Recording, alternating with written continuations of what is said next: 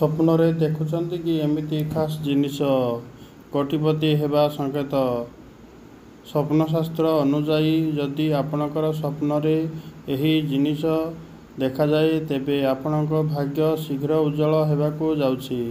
ତେଣୁ ଆସନ୍ତୁ ଜାଣିବା ସେହି ବିଶେଷ ସ୍ୱପ୍ନଗୁଡ଼ିକ ବିଷୟରେ ଯାହା ଆପଣଙ୍କୁ କରିବ କୋଟିପତି। ବର୍ତ୍ତମାନ ନବରାତ୍ରି ଚାଲିଛି। ଆସନ୍ତାକାଲି ଦେଶରେ ଧୁମ୍ଧାମରେ ପାଳନ ହେବ ରାମନବମୀ ଉତ୍ସବ। ତେଣୁ ଲୋକମାନେ ମାତା ରାଣୀ ପୂଜାର୍ଚ୍ଚନା ଲାଗି ପଡ଼ିଛନ୍ତି। ସମସ୍ତେ ମାତା ରାଣୀଙ୍କ ଭକ୍ତିରେ ଉପବାସ ଓ ବ୍ରତ ରଖୁଥିବାର ନଜର ଆସୁଛନ୍ତି। ତେବେ ଏଭଳି ପରିସ୍ଥିତିରେ ଯଦି ଆପଣ ସ୍ୱପ୍ନରେ ମାତା ରାଣୀଙ୍କୁ ଦେଖିବା ଆରମ୍ଭ କରନ୍ତି ତେବେ ଏହାର ଅର୍ଥ କ'ଣ? ସ୍ୱପ୍ନରେ ମା ଦୁର୍ଗା ସିଂହ ଉପରେ ବସିଥିବାର ଦେଖିବା।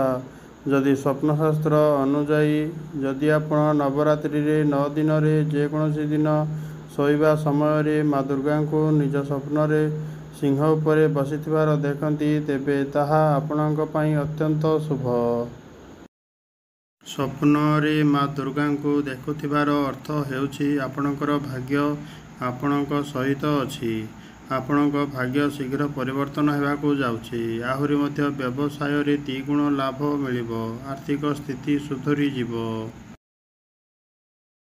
ସ୍ୱପ୍ନରେ ଠିଆ ହୋଇଥିବା ସିଂହ ଦେଖିବା।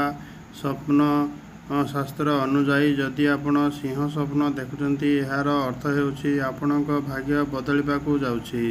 ଏକ ବିଶ୍ୱାସ ଅଛି ଯେ ସିଂହରେ ଦେଖିବା ସ୍ଥିତି ପ୍ରତିଷ୍ଠା ଏବଂ ସମ୍ମାନ ବୃଦ୍ଧି କରିଥାଏ।